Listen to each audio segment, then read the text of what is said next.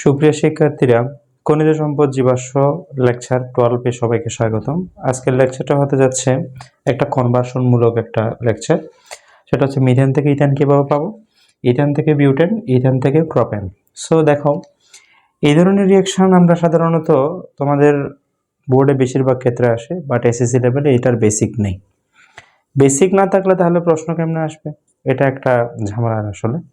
So তোমাদের এটার জন্য এইচএসসি লেভেলের কিছু বেসিক জানা লাগবে আর কি। হ্যাঁ, সো আমরা এটার জন্য একটা রিয়াকশন শিখবো, সেটা হচ্ছে উডস বিক্রিয়া বলা হয়। উডস বিক্রিয়া এটা এইচএসসি লেভেলের খুবই পপুলার রিয়াকশন, যেখান থেকে আমরা অ্যালকেন পাবো। হ্যাঁ, সো উডস বিক্রিয়া জিনিসটা কি? উডস বিক্রিয়াটা হচ্ছে এরকম, আমরা দুই অণু অ্যালকাইল হ্যালাইড নিব। Alkyl halide 2Na plus alkyl halide, শুষ্ক ইথার এটা দ্রাবক হিসেবে ইউজ হয়। আর বন্ড আর প্লাস 2NX। প্রথম দিকে তোমাদের জন্য একটু টাফ হইতে পারে, মনে হচ্ছে এরকম। দেখো, সোডিয়াম খুবই সক্রিয়, যেহেতু সক্রিয় সেটা আর্দ্র পরিবেশ থাকলে এটা বিস্ফোরণের সম্ভাবনা থাকে বা ধরো তীব্রভাবে রিয়াকশন করে। সেজন্য এখানে পানির উপস্থিতি যাতে না থাকে বা বিক্রিয়াটা পরিবেশ যাতে ড্রাই থাকে, সেজন্য আমরা ইথার নামক কেমিক্যালকে কী করা হয়, হ্যাঁ, একটা দ্রাবক হিসেবে ইউজ করা হয় এখানে। তাহলে দেখো, এটার বেসিকটা এরকম, আমরা দুই মূল আর অ্যালকাইল হাইড একসাথে লিখতে পারি। আলাদাভাবে লেখার কারণ হচ্ছে কি, এই ক্ষেত্রে কিন্তু এই অ্যালকাইলের সাথে অ্যালকাইল অংশটা যুক্ত হয়, খুবই স্মুথলি তোমরা বুঝবা। তাহলে সোডিয়ামের সাথে হ্যালোজেন অংশটা যুক্ত থাকে অ্যালকাইল হাইডের সাথে। সো আমরা দেখি, যেমন আমরা যদি এখানে যেমন মিথেন থেকে ইথেন কীভাবে পাবো। সো আমরা মিথেন মানে ধরো এরকম, আমরা আগে একটু এই জিনিসটা দেখাই। ধরো CH3Cl, ইথাইল, এটা মিথাইল ক্লোরাইড, এটার নাম কি? মিথাইল ক্লোরাইড বলতে পারো, অথবা ক্লোরোমিথেনও বলতে পারো। ক্লোরোমিথেন, তাহলে কি হবে? ক্লোরোমিথেন থাকলে ওকে, ক্লোরোমিথেনও বলতে পারো। তুমি এখন দেখো, দুই অণু সোডিয়াম নাও, আবার মিথাইল ক্লোরাইড, তাহলে কেমন হবে? শুষ্ক ইথার দিয়ে দিবা। তাহলে অ্যালকাইলের সাথে অ্যালকাইল অংশ যুক্ত থাকবে, তাহলে CH3 বন্ড CH3, তাহলে আমরা কি পাচ্ছি? ইথেন পাচ্ছি প্লাস 2NaCl। আচ্ছা, সো এখন তোমাকে যদি প্রশ্ন করে যে দেখো, তাহলে মিথাইল ক্লোরাইড, দুই অণু মিথাইল ক্লোরাইড থেকে আমরা কি পাচ্ছি? ইথেন পাচ্ছি। এই ধরনের রিয়াকশনগুলোকে বলা হয় উডস বিক্রিয়া। এই উডস বিক্রিয়ার একটা নাম আছে আরোহ বিক্রিয়া বা ইংলিশে বলা হয় অ্যাসেন্ডিং রিয়াকশন। এই কারণে বলা হয় এখানে কার্বন সংখ্যা বৃদ্ধি পায়। হ্যাঁ, কার্বন সংখ্যা বৃদ্ধি পায়, এই জন্য এটার একটা নাম আছে আরোহ বিক্রিয়া বা অ্যাসেন্ডিং রিয়াকশন। সো এখন তোমাকে জিজ্ঞেস করছে যে মিথেন থেকে কিভাবে ইথেন পাবে। গুড, তাহলে আমরা মিথেন বলতে CH4, আমাদের ইথেন দরকার। তাহলে মিথেনের সাথে আমরা ক্লোরিন যোগ করব ইউভি রশ্মির উপস্থিতিতে। তাহলে ইউভি রশ্মির উপস্থিতিতে যদি আমরা ক্লোরিন যোগ করি, তাহলে প্রতিস্থাপন বিক্রিয়া হবে। এটা খুবই পোলার রিয়াকশন প্লাস HCl। আচ্ছা, এখন আমাদের তো মিথাইল ক্লোরাইড পেয়ে গেছি। এরকম দুই অণু মিথাইল ক্লোরাইড নিলে আমরা কি পাবো? তাহলে ইথেন পাবো। তাহলে আমরা মিথেন থেকে ইথেন কীভাবে পাবো? ডান। এখন ইথেন থেকে বিউটেন কীভাবে পাবো? তাহলে আমরা এই জায়গায় এসে ইথেন যদি নিই, ইথেন থেকে বিউটেন কীভাবে পাবো? গুড, তাহলে আমরা ইথেন বলতে CH3 বন্ড CH3, ঠিক আছে, এটা ইথেন। আমরা অথবা C2H6 ও লিখতে পারো তোমরা, অসুবিধা না, আমি এভাবে লিখছি। তাহলে ক্লোরিন যোগ করবো ইউভি রশ্মির উপস্থিতিতে, তাহলে কি হবে? Ethyl chloride CH3 CH2 Cl plus HCl। আচ্ছা, ইথাইল ক্লোরাইড পেয়েছি। তাহলে সেম ওয়েতে আমরা এটার মতো করে মেকানিজম যদি অ্যাপ্লাই করি, ইথাইল ক্লোরাইড দুই অণু নেব, দুই অণু ethyl chloride CH2 Cl plus 2Na plus CH3 CH2 Cl। ওকে, শুষ্ক ইথার থাকবে, আমি এদিকে ডট দিলাম। তাহলে আমার প্রোডাক্ট কি হবে? প্রোডাক্ট বেরিয়েছি। তাহলে আমরা ইথাইল, এটাও ইথাইল। দেখো, অ্যালকাইল অংশের সাথে অ্যালকাইল অংশ যুক্ত হবে, তাহলে বলো CH3 CH2 CH3 plus 2NaCl। তাহলে আমরা ইজিলি, বা এটাকে আমরা কি লিখতে পারি, দেখো আমরা যদি কি লিখি C4 লিখি, তাহলে কত হবে? H10 হবে, রাইট। এটার নাম কি? এটার নাম হচ্ছে বিউটেন, এটার নাম বিউটেন। তাহলে আমরা কি পাচ্ছি?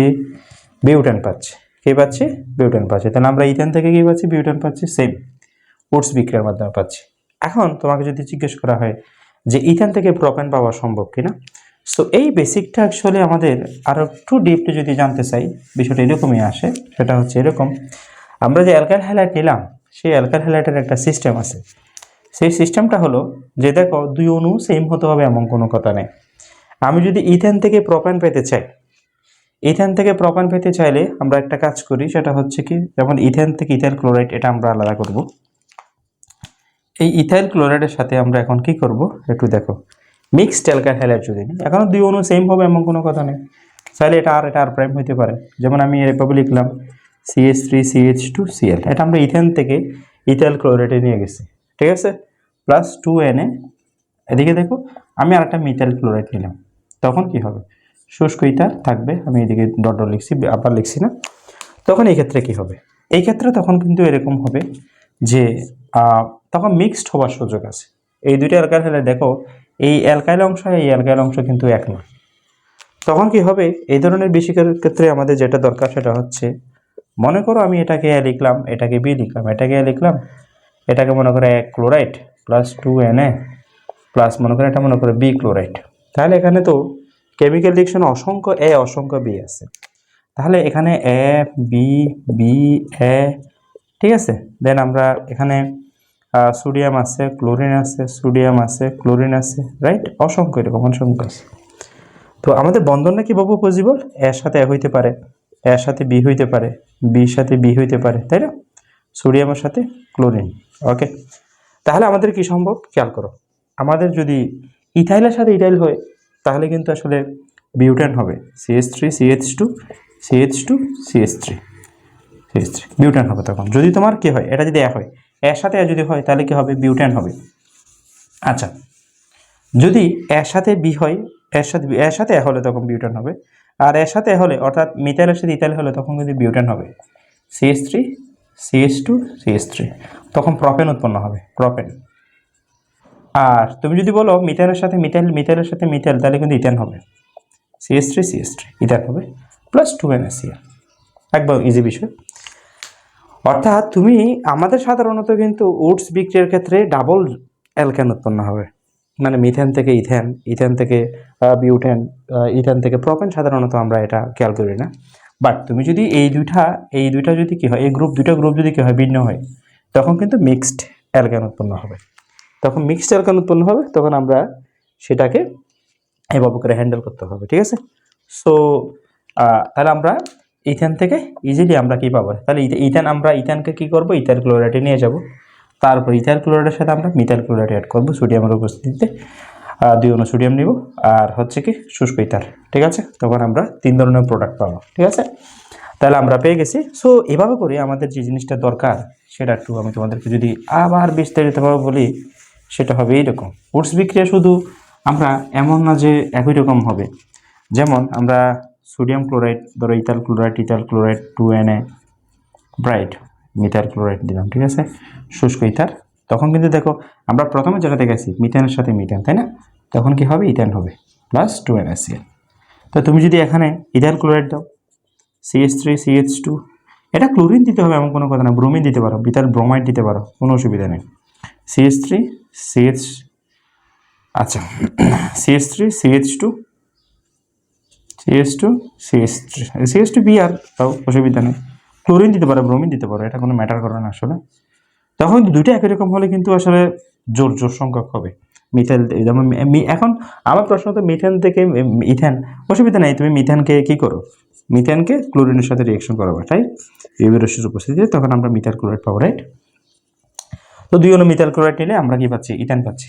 2 অণু ইথাইল ক্লোরাইড, ইথাইল ব্রোমাইড বা নিলে তখন কি হবে তোমার? হ্যাঁ, এটা ক্লোরিন দিতে পারো, ব্রোমিন দিতে পারো, প্রতিস্থাপন বিক্রিয়া কোনো সমস্যা নেই।